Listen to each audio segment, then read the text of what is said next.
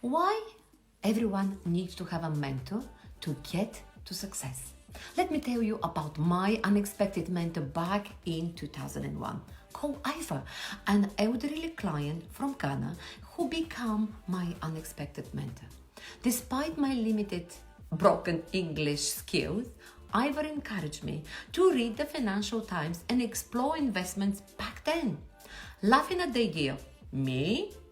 No speaking English, no reading, no investments. How come? You may be joking, Ivor. Now, 23 years later, I wish I had started learning about investments back then.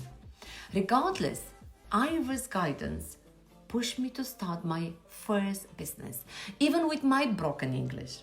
My first attempt at advertising with £3,000 in newspapers and magazines failed to bring any calls. But I didn't give up. I saved £3,000 for the period of 1 year being in UK and lost them all.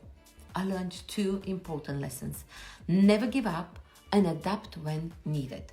I discovered that the newspapers and magazines didn't work for me at all, but I kept trying different approaches. Today, I stand as a proof that persistence pays off. Remember, don't give up,